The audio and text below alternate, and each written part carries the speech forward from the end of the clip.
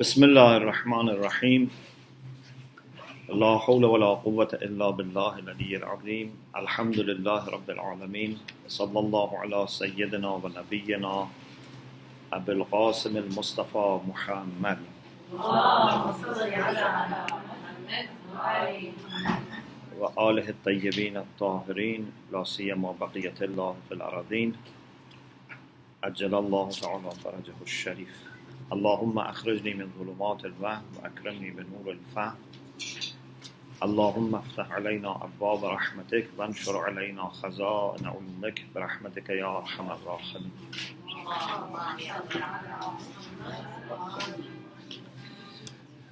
We continue our discussion about Islamic theory of education. Today we want to discuss, inshallah, what is the core and essence of Islamic education? What are the aims? What are the main principles? If we get chance, inshallah, we discuss these things. In Islam, yeah.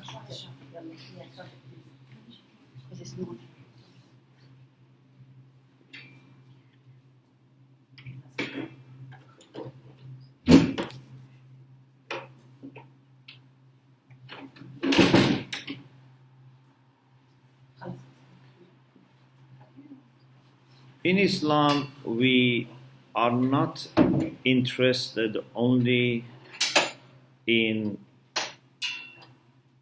passing on information. We are not only trying to make people aware of certain sciences or disciplines or understanding. It is much more than that. In Islam, what we are interested in, and of course this is not only Islam, thank you, many other schools of education also, especially those who are religious, they would also have the same approach.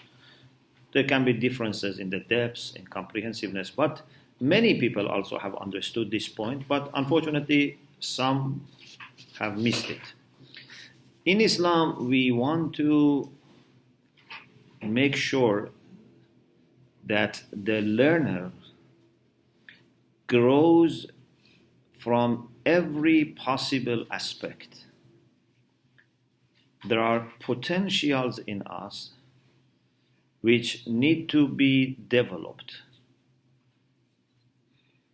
If we only focus on one side, for example, we can grow in understanding and knowledge.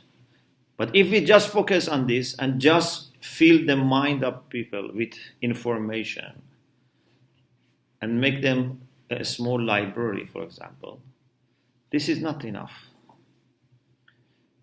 We need to make sure that this person grows from every aspect and becomes a person that when it comes to understanding, to desires, to behavior, to emotions, to his relation with himself, with other people, with God, from every sense he has developed. It's like a child that you have to give him different food, different vitamins, good moral, spiritual, psychological care, so that the child would be growing from every aspect. If you give him only some food, even physically he would not grow well. If you look after his physics but not his emotions, so physically he may grow but emotionally he may not grow. If you look at emotions and physics, but not, for example, give him proper education, again, he may not grow. You need to look after everything. So we have a holistic approach to human beings in Islamic education. And in particular, we want to make sure that this person would learn what he needs to know about himself and his relation with God, with himself, with other people, with environment. And also his behavior would improve. If his understanding doesn't improve or his behavior doesn't improve, we have not been successful. We need both aspects to improve. Because in the end of the day, the sign of success is to have better human beings. I very much focus on this idea in many discussions because the whole idea of doing some acts of worship, having some beliefs, is that we become better people. If we don't become better and we just do some actions, this is not good. A person who has been praying and fasting is expected to have become better person. كتب عليكم الصيام كما كتب على الذين من قبلكم لعلكم تتقون. We have to gain taqwa through fasting. If we just fast, but we don't become better, we don't become more pious, more careful, more cautious, this means that we have not achieved a lot. So, we want to grow as much as possible in every aspect of humanity, in every potential that human beings have. Part of this relates to understanding, part of it relates to desires and inclinations, and part of it relates to behavior, and part of it relates to virtues. So there are different aspects. I mentioned some of the things that we want to achieve, and inshallah, maybe for the second session, we would watch a recording of a lecture I had about this issue.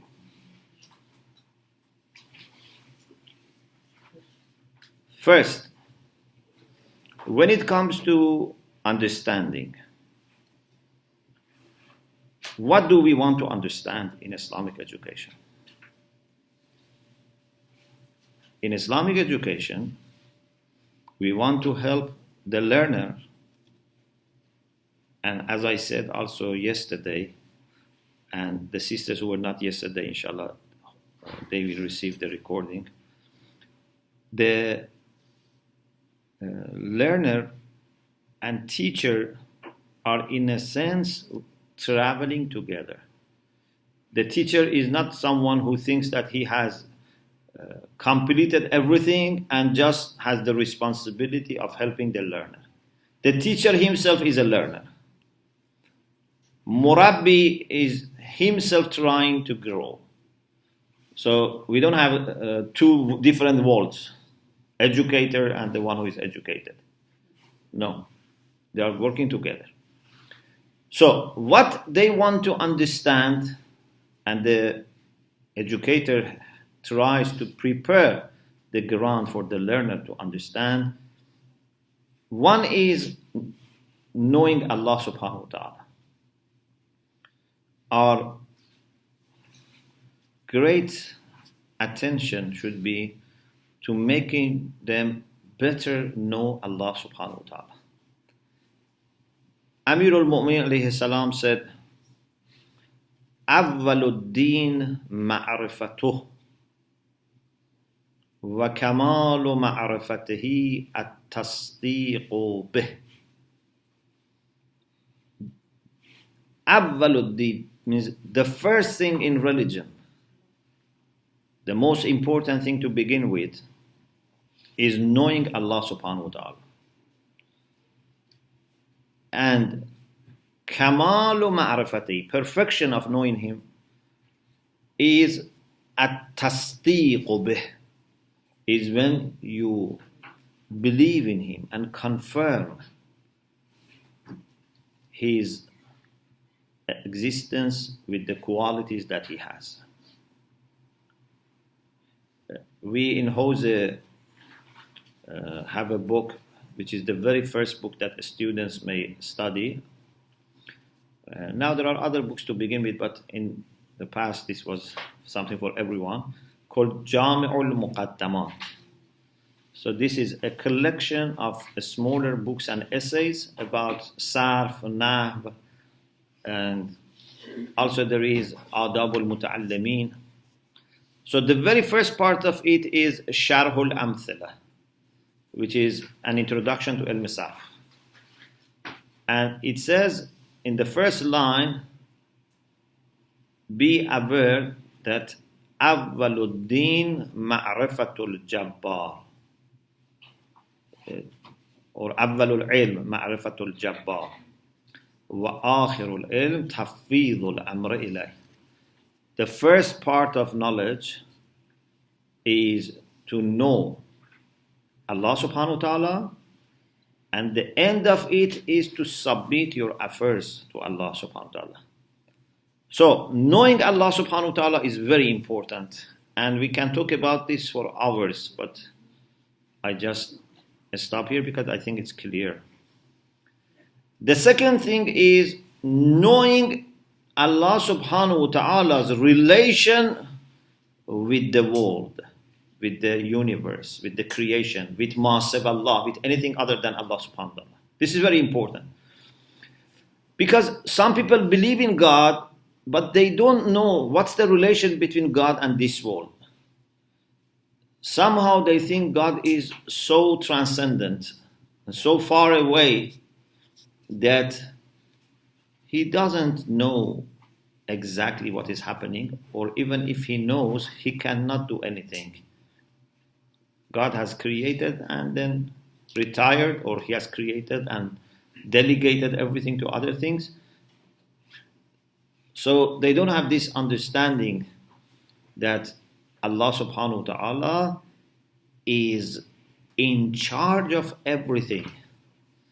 You know, in the Quran we have so many times reference to rububiyyah of Allah subhanahu wa ta'ala. This is very important, because if we just think that God is the creator, then we may think, okay, He created, because unfortunately many people have misconception about creation. They think creation is something that happens and finishes.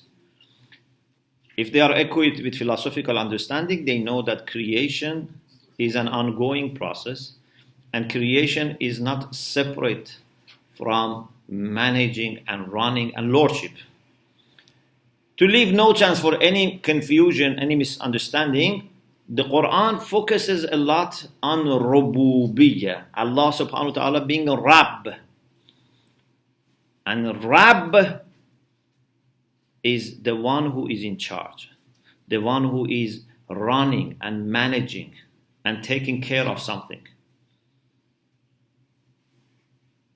In Arabic, a lady who is responsible for maintenance and everything in home is called Rabbatut Dar. She's the lord of the house. Someone can be lord of an office. Someone can be lord of, for example,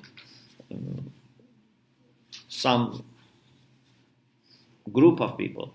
For example, Hazrat Abdul Muttalib said to Abraha, Ana Rabbul Ibil, walil bayt Rabbun. Means I am responsible for my animals, my camels. I look after them, I take care of them. If they need food, if they need water, if they need medicine, anything, I look after them. أنا رب الإبل وللبيت رب.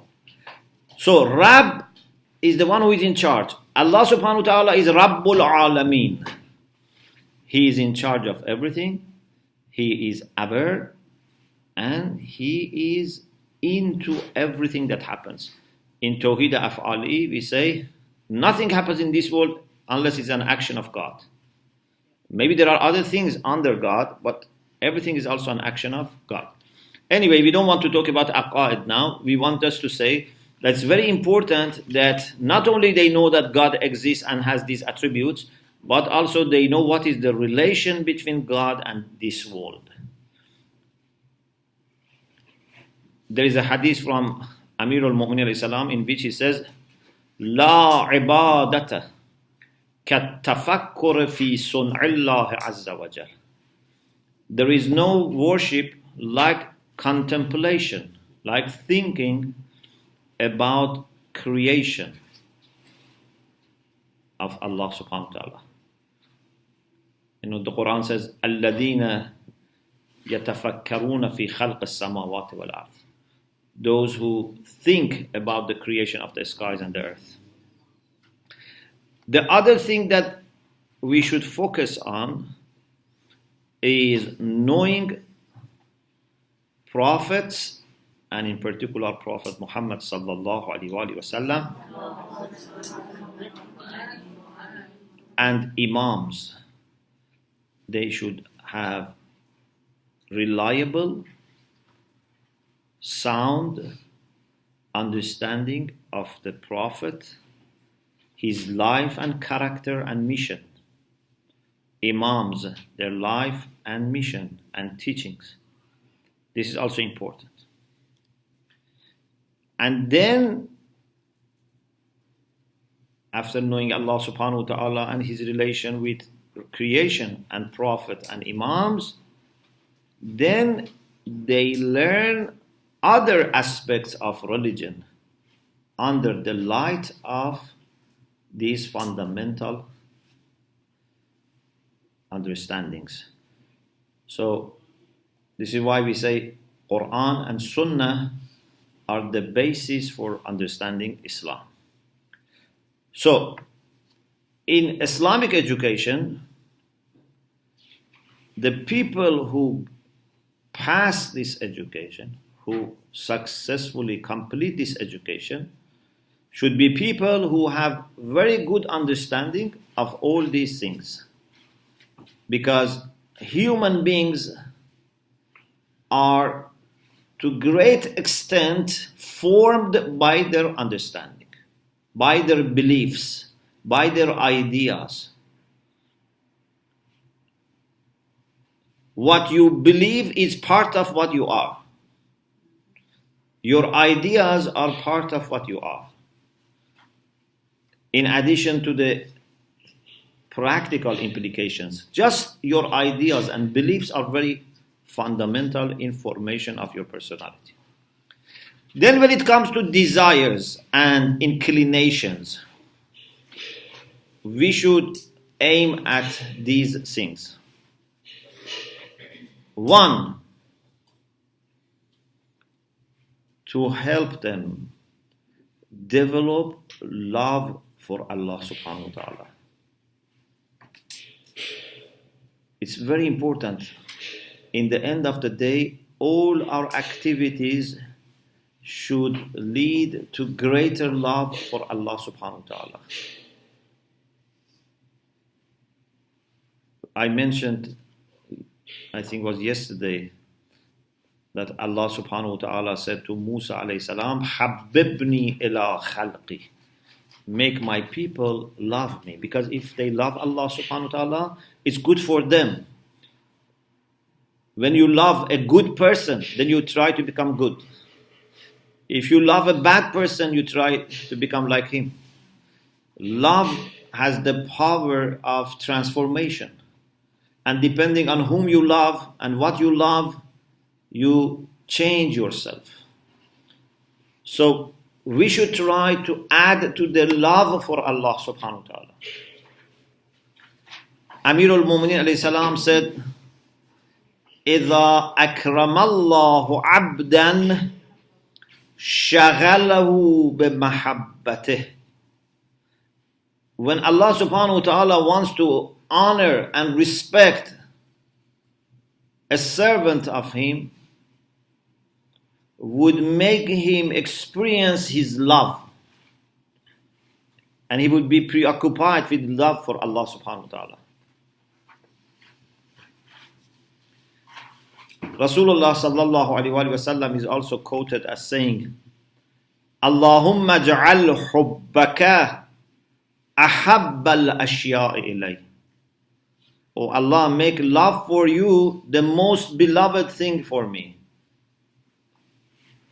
So I want to have as top priority for myself love for you. Or we have this dua, Allahumma inni as'aluka hubbaka wa hubba man yuhibbuka wa hubba kulla amalin yusaluni ilayk. Oh Allah, I ask your love and love of those who love you and love of those actions that lead to you. And in this way, of course, no one can go wrong. If you love Allah and the people who love Allah and the actions that are loved by Allah, you can never go wrong. Because it is our love for something that can take us to that direction. And if you only love good and good people and good actions, you will never go wrong. So, when you teach, when you design activities, when you mention stories, when you organize events, you should try to always see, is this going to add to their love for Allah subhanahu wa ta'ala or not? This is one of the tests for our activities. Another thing is that not only they should have love for God, they should have few kind of emotional connections with God. And I would like to mention few. One, they should have always hope in God. Develop their hope for God. A person who doesn't have hope, he is easily affected by shaitan.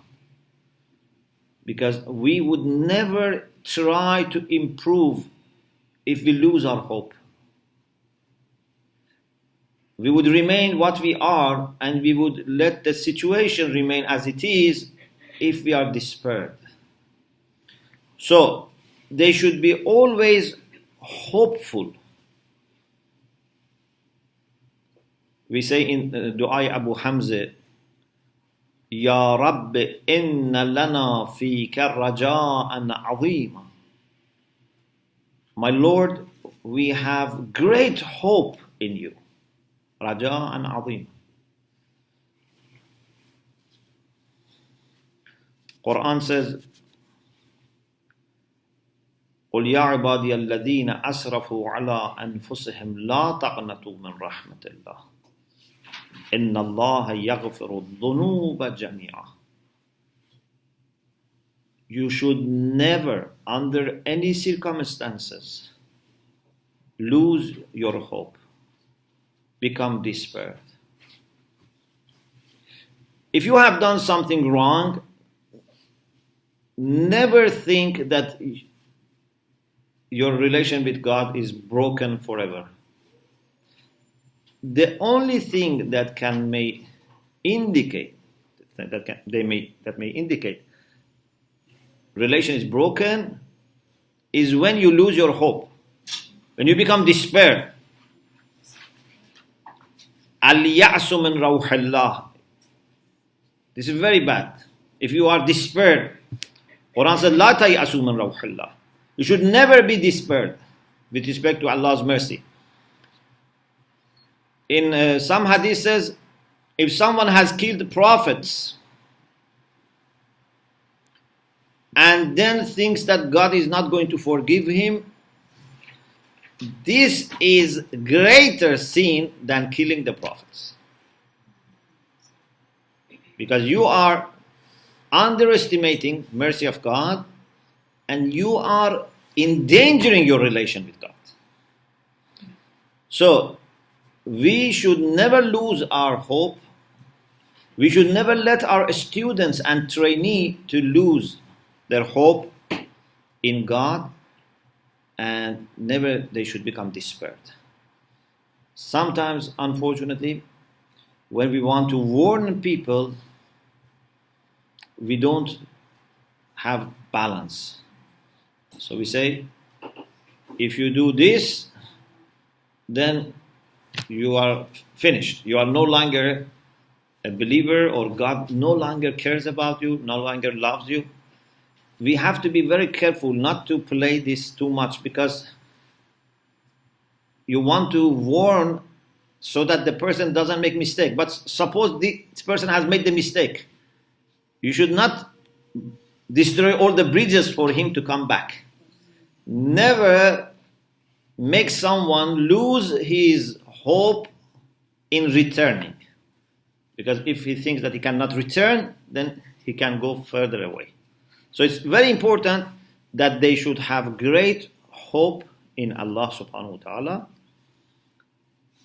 Plus, they should be very optimistic, very positive with respect to Allah subhanahu wa ta'ala. One of the concepts that we have is husnul dhann billah. You must have heard this. Husnul dhann billah by itself is a great factor. Can someone explain what does it mean? Husnul dhann billah. We think about Allah as rewarding, merciful, compassionate. And contrary to what we see in school now, the kids will come to me, let's say in year 1, with all sorts of ideas about Allah who will punish them, Allah who's not merciful. They come with these ideas. They only think about the negative side of the thing. They don't look at the positive side. Yeah. They don't, yeah. So how husnul dhan? Yes. For me, Thank you. husnul dhanni billah is for us to believe that whatever happens to us is going to be at the end to the best of us, because God has, shown our reason. Yes. There's always a good reason behind it. Hmm. We should believe. Let me expand the question.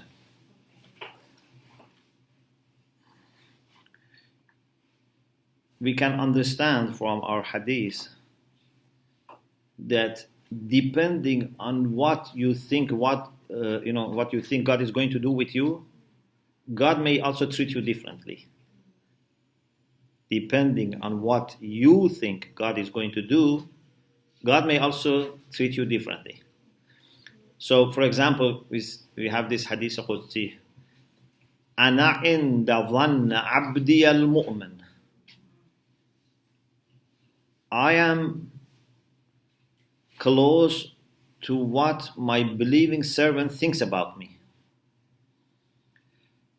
So, depending on what you think God is going to do with you, He may also treat you differently.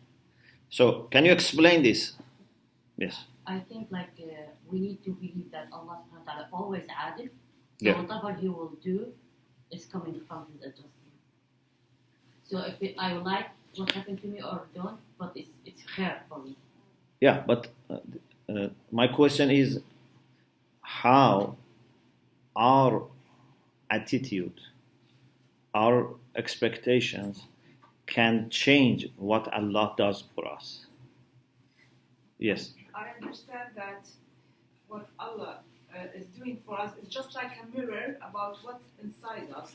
So we should work about anything inside us Mhm. to change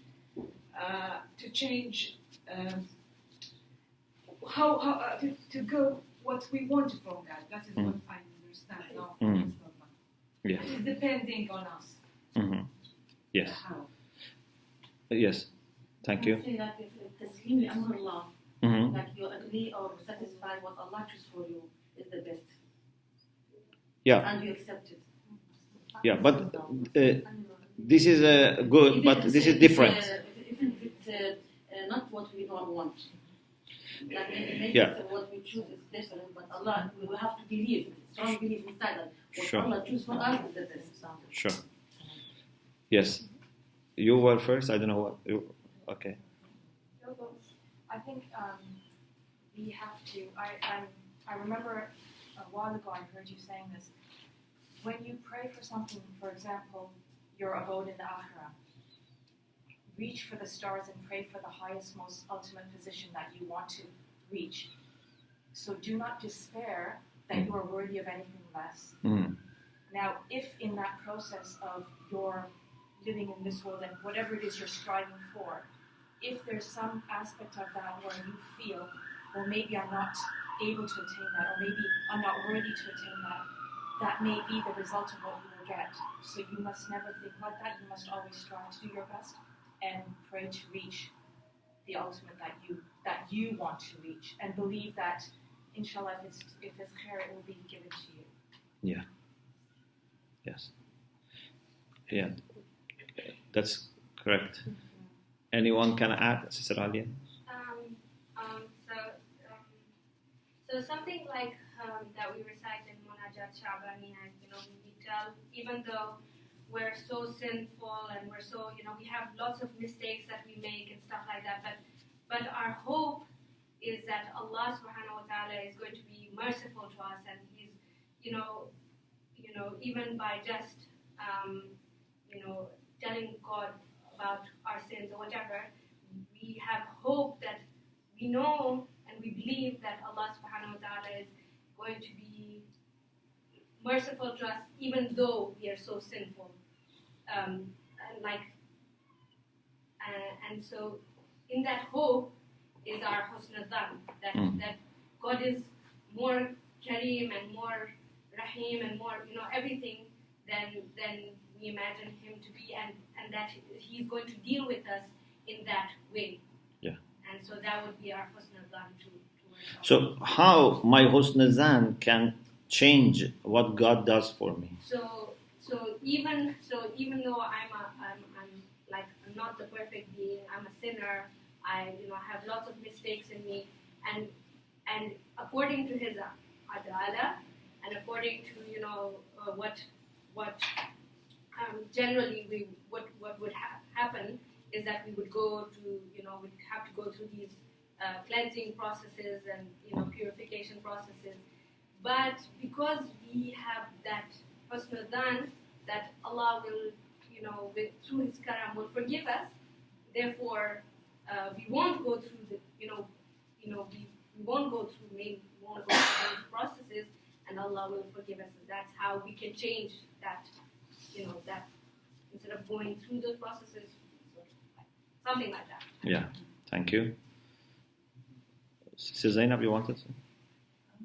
Is it that we will meet Allah in the way we expect Him to be? So if we expect Him to be merciful and loving, we meet Him. So why? The question is how you explain this. Because some people may think, no matter what we think, he does what He likes to do or what He can do. He's kind, He's merciful. So why the way I think about Him would change His behavior?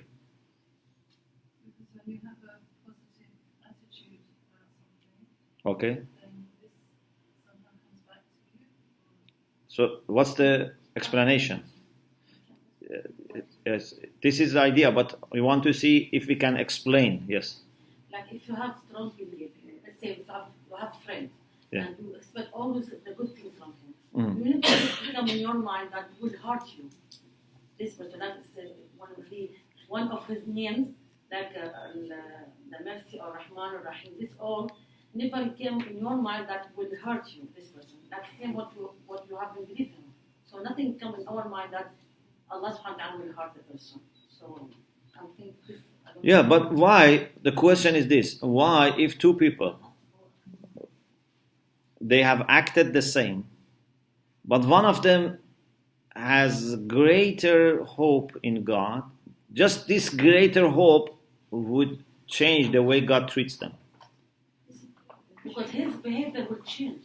Like if you have hope more than this person, your action depends on later after you ask Allah, will change your behavior. You keep going, don't give up. You keep going, do the good things. Suppose both of them also keep going. No, but you don't have hope, so maybe it's not that they lost hope. No, they both have less hope. Less hope. Okay, so maybe that his behavior is different than that person because he don't have enough hope to keep continuing his life. Yes. Okay, so maybe you say and. I think the more hope you have signifies the more love you have for him. There's a connection between them, not necessarily through your actions, but just having more hope in your love is we love him more. Because whoever knows him more will love him more, and in turn, you have more hope. Yeah. It seems that we should. Who really wants to say what she wants?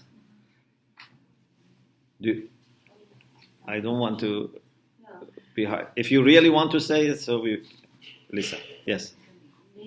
Anyone? I believe it's the intention. Yes. It's the intention when you ask for hope or you ask for something. Yeah. It's your desire to get it after. I'm not sure about my answer. Yeah. Yeah, the meaning first. Okay. You. I just have one thing to add. I don't know Okay. if this can Okay. Yes. I don't know if this can apply in this discussion or not, but I don't know, it's coming in my mind as a flash. It's just عبي أتاني تكن مثلي كل شيء فيكون كل شيء كن فيكون. So if I worship in Allah in ikhlas and try to reach the perfections of Allah with love. So however I think about this, Allah is going to reward me anyway in that some way how. So if I have that hope with Allah and that love, He will, reward me. He's not going to, what's called it? Disappoint me. Yeah. Okay. Sister Zainab? Somehow our attitude blocks something or something. For example, two people in the same situation. One person will think it's a good situation, one person will think it's a bad situation. Or if someone gives the same gift to two people, one person thinks it's a good gift and one thinks it's not a good gift. So if we have the right attitude to Allah, then whatever He gives us, if we have a positive attitude, then we think that in a good way. But if somebody is not ready to accept and think that everything Allah does is bad, then it's like blocking something that's good for us. How? We just don't accept it. So Allah can be wanting to give mercy to somebody, but if they won't accept mercy, they won't accept what He's giving, then it's not Him. And He's giving the mercy all the time. They're not accepting it, so they're blocking it. Yeah. Thank you. Yes. You want to say something? I don't think You want to say something? So these two, inshallah, yes. I mean, to simplify it, if we're thinking of two cases, both are worshipping God in the same way, but one with hope, ultimate hope, that whatever God is doing to me, it's for the best of me. This would elevate the person's actions and give more sense to it. It's not that what God does to us, because if we're thinking God is adil, inshallah, all of us, God does not treat people differently. But the way we look at what God is doing to us is different. It's on a higher level. It's on a more hopeful level. Okay, thank you. You want to say something, or you said? Very briefly, Yeah. my idea is just that I've come to the conclusion that it's not in Allah's character to disappoint the one who hopes in Him. Yeah. So we have a hadith that simply tell us, do not disappoint the one whose hope lies in you. So if that is from the creation, then what must be coming from the creation? Yeah. Okay, thank you very much. Alhamdulillah, you all referred to different aspects of this question. What we can say is that if you have hope in Allah subhanahu wa ta'ala, if you have high expectations, but not in a demanding way. You know, sometimes you demand and you think that this is your right, this is what you deserve. This is not good. But if you have high expectations because of what he is, not what you are. Yeah? So we have this in our du'as and munajats that we say to Allah subhanahu wa ta'ala that we have great hope in you because of what you are. In a ta'qib of salat, for example, we say Inna maghfirataka arja min amali. Your forgiveness gives me more hope than my own action. Yeah? Or for example, we say, Mawlai, إذا رأيت ذنوبي فزعت وإذا رأيت كرمك طمعت. When I look at my sins, I just want to cry and scream. When I look at your generosity, then I become hopeful. كيف أدعوك وأنا أنا وكيف لا أدعوك وأنت أنت. So we have high expectations not because we deserve, because of the greatness of his mercy and generosity. This high expectation shows that you have understood the greatness of Allah subhanahu wa ta'ala. You have understood Allah subhanahu wa ta'ala in a better way compared to the people who don't have such high expectations. Those who think that God is not going to forgive, they have not understood greatness of God. They have not understood God as Rahman ar-Rahim. You know, all the mercy of Allah subhanahu wa ta'ala in this world from which we have everything is 1 in 100. 99% would appear on the day of judgment. Can you imagine?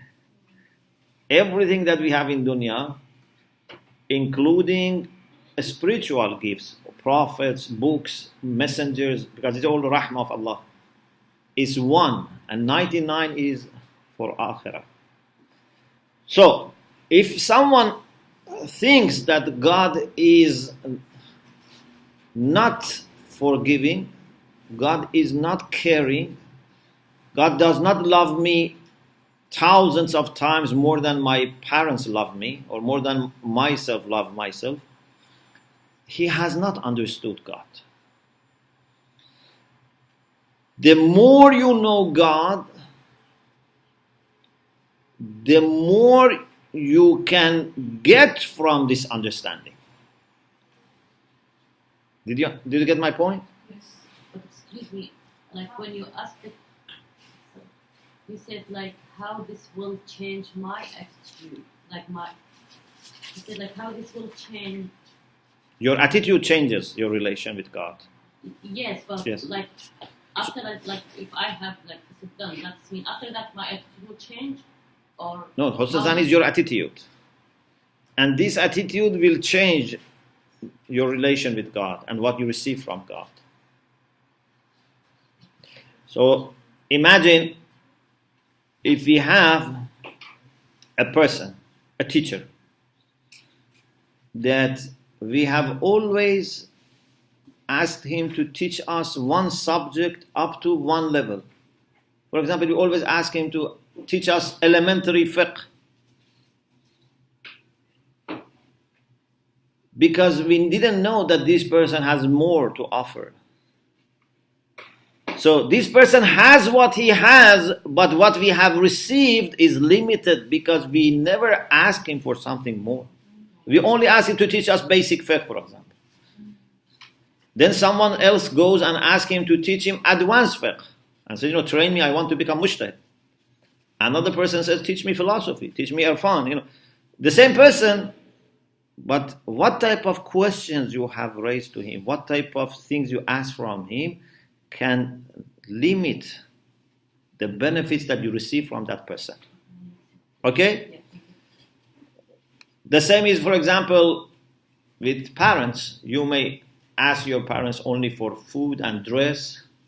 You may ask your parents for teaching you akhlaq, giving you their experiences. So, depending on what we know about Allah's greatness, and great part of His greatness is rahmah. No one without understanding Allah's rahmah has understood Him. So, depending on how great is your understanding of Allah, and a great part of it is rahmah and generosity, then you can benefit more. Plus, there is also another issue. The way you think God is going to treat you is partly based on what you think of God, but it's also partly based on what you are.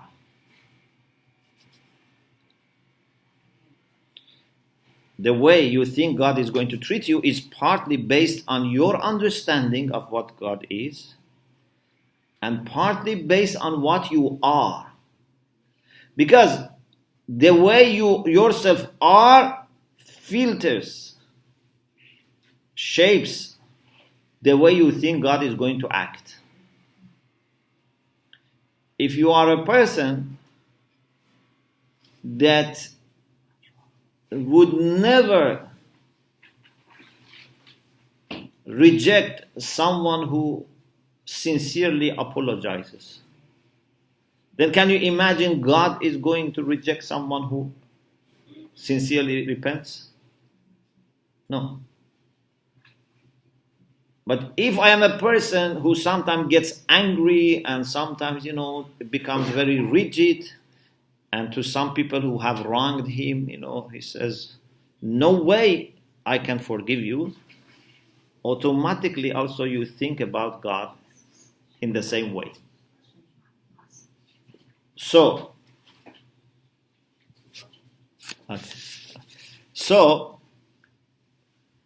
what is your understanding of God is very important. The same God, but depending on how you know Him and understand Him, can teach you, can give you differently. And also what you are also can change your experience with God. So, if a person goes to God with very positive approach, this shows that this person himself has some good qualities and good understanding, and these would make God even more willing to give him His mercy.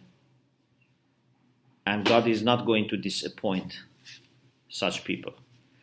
So we need to develop in our students and learners such love in God and such high expectations in God, such great hope in God, without, of course, demanding.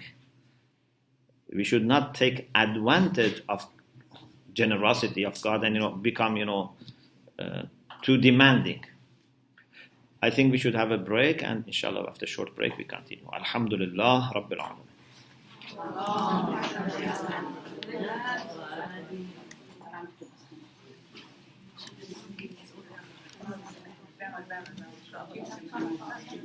Yeah. It's regarding to this. Just let me stop this.